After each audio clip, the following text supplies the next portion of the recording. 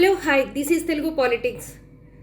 ఇప్పుడు ఎన్నికల ప్రచారం జోరుగా సాగుతుంది. అలానే అందరూ కూడా నామినేషన్స్ వేస్తున్నారు.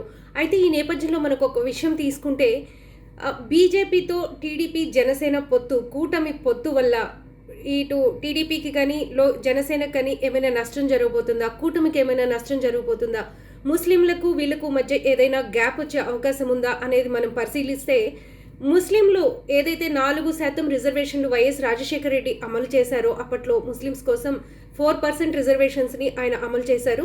అయితే దాన్ని బీజేపీ అధికారంలోకి వస్తే కిషన్ రెడ్డి తెలంగాణలో చెప్పారు, ఏదైతే దేశవ్యాప్తంగా మతాలకు అతీతంగా ఉండే రిజర్వేషన్స్కి బీజేపీ సపోర్ట్ చేయదు అని చెప్పేసి ఏదైతే ఒక ఇది ఉందో దాని గురించి ఇప్పుడు మనం ప్రస్తావించుకుంటే, ఇక్కడ పొత్తు వల్ల టీడీపీ మైనారిటీస్కి కానీ జనసేనలో ఉన్న మైనారిటీస్కి కానీ ఇకపై ఈ రిజర్వేషన్స్ ఉండవు, ఒకవేళ వాళ్ళు అధికారంలోకి వస్తే అనేది ఇప్పుడు గొంతులో వెలక్కాయ పడినట్లు అయిపోయిందని చెప్పుకోవచ్చు మనం. ఎందుకంటే బీజేపీ ఈ రిజర్వేషన్స్కి, మతపరమైన రిజర్వేషన్స్కి సపోర్ట్ చేయదు కాబట్టి వాటిని అధికారంలోకి వస్తే తీసేస్తామని చెప్పేసి కిషన్ రెడ్డి కూడా ఈ మధ్య తెలంగాణ ఎన్నికల్లో ఆయన ప్రస్తావించారు. అయితే ఇప్పుడు ఇక్కడ బీజేపీ అధ్యక్షురాలుగా ఉన్న పురంధేశ్వరి దీని మీద ఏ స్టాండ్ తీసుకోవాలి అంటే, ఒకవేళ కానీ ఇక్కడ కూడా 4% రిజర్వేషన్ తీసేస్తాము అని చెప్తే ఈ ఎన్నికల్లో వాళ్ళకి ముస్లిమ్స్ దూరమయ్యే అవకాశం ఉందనే అభిప్రాయం కూడా ఇక్కడ వ్యక్తమవుతుంది. అందుకే ఈ మధ్య చంద్రబాబు కూడా రంజాన్ వేడుకల్లో, అఫ్కోర్స్ ఆయన ఎప్పుడు కూడా రంజాన్ వేడుకల్లో పాల్గొంటారు, కాకపోతే ఇప్పుడు ఈ 4% రిజర్వేషన్ ఏదైతే ఉందో అది తీసేస్తారు అని వినిపిస్తున్న, అంటే బీజేపీ స్టాండ్ అది కాబట్టి, సో ఇప్పుడు దీని మీద ఏం మాట్లాడతారు, పురంధేశ్వరి ఏం చెప్తారు ముస్లిమ్స్కి, సో కూటమిలో ఉన్న టీడీపీ అటు జనసేన ఏం చెప్తుంది ముస్లిమ్స్కి అనేది ఇప్పుడు ఆసక్తికరంగా మారింది. అయితే ఈ దేశవ్యాప్తంగా ఏదైతే ఉందో మతపరమైన రిజర్వేషన్స్కి బీజేపీ అననుకూలం అని చెప్పేసి దాన్ని ఇప్పటికే ముస్లిమ్స్ అంతా కూడా దాన్ని తీసుకున్నారు కాబట్టి, ఏమో ఒకవేళ వీళ్ళు కూడా అధికారం వస్తే రాష్ట్రంలో కూడా ఈ 4% రిజర్వేషన్స్ని తీసేస్తారా అనే ఒక చర్చ కూడా జరుగుతుంది. ఇప్పటికే ముస్లిమ్స్ దాదాపు వైసీపీ వైపు ఉన్నారు అని చెప్పేసి మనకి సర్వేస్ అన్నీ కూడా చెప్తున్న నేపథ్యంలో, కొద్దో గొప్ప అంటే కొన్ని ప్రాంతాల్లో ఉన్న ఆ ముస్లిం ఓటర్లు కానీ ముస్లిం ఓట్లు కానీ టీడీపీకి ఇప్పుడు మైనస్ కాబోతున్నాయా అనే చర్చ కూడా మొత్తం సర్వత్రా సాగుతుంది. మొత్తానికి ఇప్పుడు బీజేపీ తీసుకున్న ఆ స్టాండ్ ఏదైతే ఉందో అది ఈ కూటమికి ముస్లిమ్స్ని దూరం చేయబోతుంది, వైసీపీకి దగ్గర చేయబోతుంది అనే ఒక చర్చ కూడా ఊపందుకుంది. నిజానికి ఇది మనం చూసుకున్నా కూడా వైఎస్ రాజశేఖర రెడ్డి ముస్లింలకి 4% రిజర్వేషన్ కల్పిస్తూ ఆయన ఒక చట్టం చేశారు, దాన్ని ఇప్పటికీ అమలు పరుస్తూ వస్తున్నారు. అది తెలంగాణ, ఆంధ్రాలో రెండు చోట్ల కూడా అది అమలవుతూ వస్తుంది. అదే ముస్లిం రిజర్వేషన్ రేపు వస్తే మేము తీసేస్తాము, మా పార్టీకి వ్యతిరేకము అని చెప్పింది ఖచ్చితంగా ఇటు టీడీపీ జనసేన మీద కూడా ఆ ప్రభావం చూపుతుంది. ఇప్పుడు వీళ్ళిద్దరు కూడా జనసేన అండ్ టీడీపీ కూడా ఈ విషయంలో ఆలోచనలో పడినట్లు తెలుస్తుంది. ఇప్పటికీ ఇంకా మేనిఫెస్టో రిలీజ్ కాలేదు. తాత్కాలికంగా 5 నిర్ణయాలతోనే మేనిఫెస్టో చేశారు కాబట్టి కంప్లీట్ మేనిఫెస్టోని రిలీజ్ చేయాల్సి ఉంటుంది. కాబట్టి బహుశా ఆ మేనిఫెస్టోలో ఏముంటుంది, ముస్లిం రిజర్వేషన్ల గురించి ఏమన్నా మాట్లాడతారా అనేది చూడాలి. ఇప్పుడు వరకు అయితే బయట ఎక్కడా కూడా ఈ రిజర్వేషన్స్కి సంబంధించి చంద్రబాబు నాయుడు నోటి నుంచి కానీ, పవన్ కళ్యాణ్ నోటి నుంచి కానీ, అలానే పురంధేశ్వరి నోటి నుంచి కూడా మనకి ఎలాంటి వాళ్ళ ఒపీనియన్ మాత్రం కనిపించట్లేదు. బట్ దీని మీద అయితే ఒక క్లారిటీ ఇవ్వాల్సిందే. ఎందుకంటే బీజేపీ స్టాండ్ ముస్లిమ్స్కి 4% రిజర్వేషన్ ఇవ్వడానికి అననుకూలం కాబట్టి, మరి వీళ్ళ స్టాండ్ ఏంటి? ఈ రెండు పార్టీలు ఇప్పుడు బీజేపీతో కూటమిలో కలిసిన ఈ 2 పార్టీల స్టాండ్ ఏంటి అంటే, 2 పార్టీలకి వేరుగా ఉండదు కదా, ముగ్గురు కలిసి ఒక మేనిఫెస్టోని రిలీజ్ చేయాలి, ముగ్గురు కలిసి ఏం చెప్పబోతున్నారో చేయాలి. అంటే ఎవరిది వాళ్ళకున్నా కూడా కూటమిగా వాళ్ళు ప్రజలకు ఏం చేయబోతున్నారు, వాళ్ళ రిజర్వేషన్స్ ఏంటి, వాళ్ళ పరిధులేంటి, వాళ్ళు ఏం చేయబోతున్నారు ప్రజలకు అనేది చెప్పాలి. కాబట్టి 4% రిజర్వేషన్ మీద వీళ్ళ స్టాండ్ ఏంటి, ముగ్గురు స్టాండ్ ఏంటి అనేది ఇప్పుడు ఆసక్తిగా సాగుతున్న చర్చ. సో మరి బీజేపీని సపోర్ట్ చేస్తూ ఆంధ్రప్రదేశ్లో 4% రిజర్వేషన్ ముస్లిమ్స్కి తీసేస్తారా, లేదు అంటే వీళ్ళు దీని మీద ఏమి చెప్పుకుంటారు అనేది ఇప్పుడు సర్వత్రా నడుస్తున్న చర్చ. దీనికోసం ముస్లిమ్స్ కూడా చాలా ఆసక్తిగా ఎదురు చూస్తున్నారు, ఈ విషయంలో ఏం చెప్తారు అనే అంశంపై వీళ్ళంతా కూడా చాలా ఎదురు చూస్తున్నారు. అయితే వైఎస్ రాజశేఖర రెడ్డి 4% రిజర్వేషన్ చేసినప్పుడు దాదాపు 70% ముస్లిమ్స్ ఇటు వైఎస్ఆర్ అప్పట్లో కాంగ్రెస్ పార్టీకి సపోర్ట్ చేశారు. అలానే ఆ తర్వాత కూడా వాళ్ళంతా కూడా వైఎస్ఆర్సీపీతో కొనసాగారు. ఎందుకంటే ఆ రిజర్వేషన్ని వీళ్ళు కూడా కంటిన్యూ చేస్తున్నారు కాబట్టి. ఒకవేళ ఇప్పుడు కానీ అధికారంలోకి వస్తే, అంటే సర్వేస్ అన్నీ చెప్తున్నాయి వైసీపీ అధికారంలోకి రాబోతుంది అని చెప్పేసి.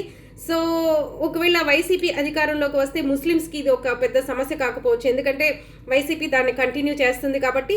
అలానే ఒకవేళ ఇంకా 1-2 సర్వేల ప్రకారం టీడీపీ అధికారంలోకి వస్తుంది, కూటమి అధికారంలోకి రాబోతుంది అని ఒక 2 సర్వేస్ చెప్తున్నాయి. ఆ 2 సర్వేల ప్రకారం చూసుకుంటే మాత్రం ఇప్పుడు వీళ్ళు కూటమి ముస్లిం రిజర్వేషన్స్ మీద వాళ్ళ స్టాండ్ ఏంటి, పవన్ కళ్యాణ్ స్టాండ్ ఏంటి, చంద్రబాబు స్టాండ్ ఏంటి, పురంధేశ్వరి స్టాండ్ ఏంటి, ఈ 3 కూటమి స్టాండ్ ఏంటి అని చెప్పాల్సిన అవసరం మాత్రం కనిపిస్తుంది. Hello hi, this is Telugu politics.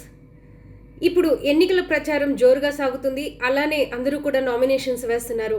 అయితే ఈ నేపథ్యంలో మనకు ఒక విషయం తీసుకుంటే, బీజేపీతో టీడీపీ జనసేన పొత్తు, కూటమి పొత్తు వల్ల ఇటు టీడీపీకి కానీ జనసేనకు కానీ ఏమైనా నష్టం జరగబోతుందా, కూటమికి ఏమైనా నష్టం జరగబోతుందా, ముస్లింలకు వీళ్ళకు మధ్య ఏదైనా గ్యాప్ వచ్చే అవకాశం ఉందా అనేది మనం పరిశీలిస్తే, ముస్లింలు ఏదైతే 4% రిజర్వేషన్లు వైఎస్ రాజశేఖర రెడ్డి అమలు చేశారో, అప్పట్లో ముస్లిమ్స్ కోసం 4% రిజర్వేషన్స్ని ఆయన అమలు చేశారు.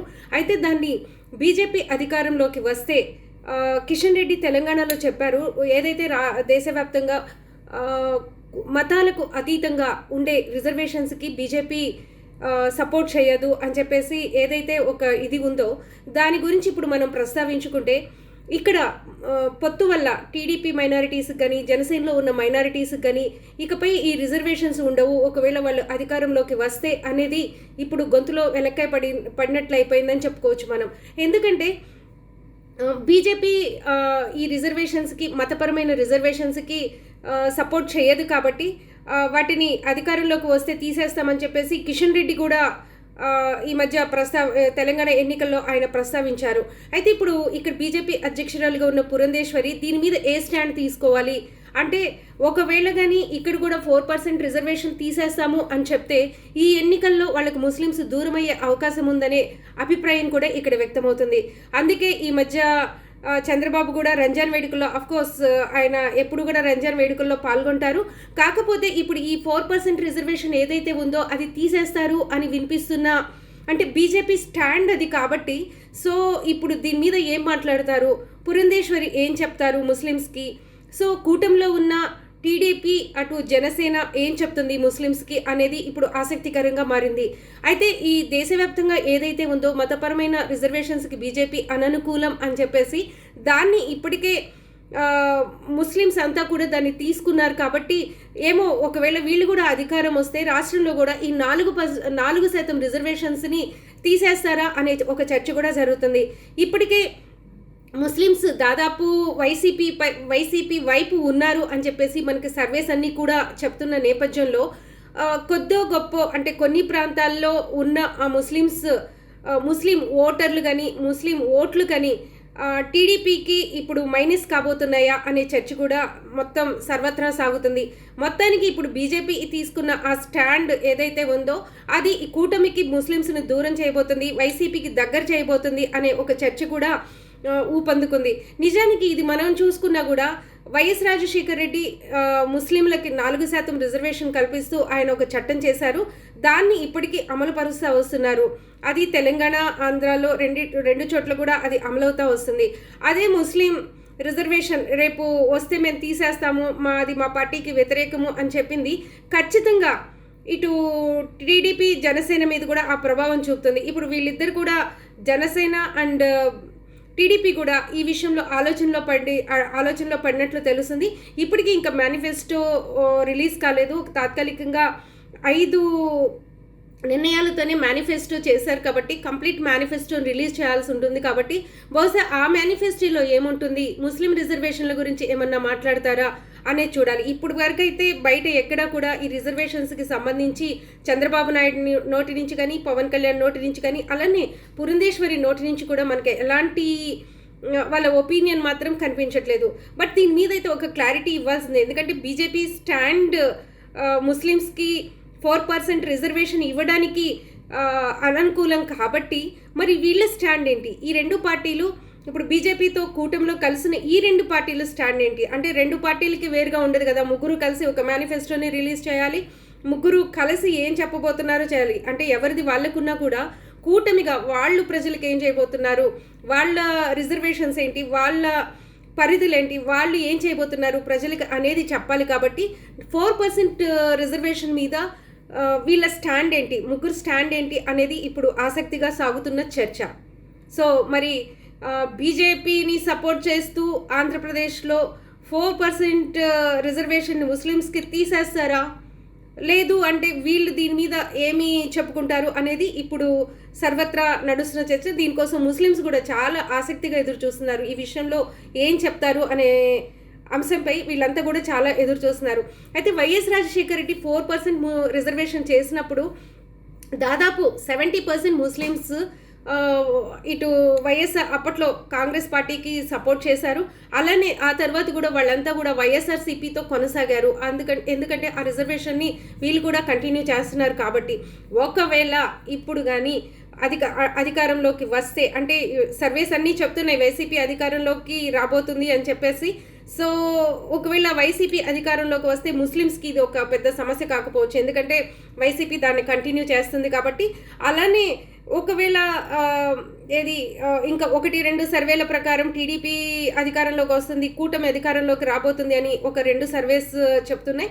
ఆ 2 సర్వేల ప్రకారం చూసుకుంటే మాత్రం ఇప్పుడు వీళ్ళు కూటమి ముస్లిం రిజర్వేషన్స్ మీద వాళ్ళ స్టాండ్ ఏంటి, పవన్ కళ్యాణ్ స్టాండ్ ఏంటి, చంద్రబాబు స్టాండ్ ఏంటి, పురంధేశ్వరి స్టాండ్ ఏంటి, ఈ 3 కూటమి స్టాండ్ ఏంటి అని చెప్పాల్సిన అవసరం మాత్రం కనిపిస్తుంది.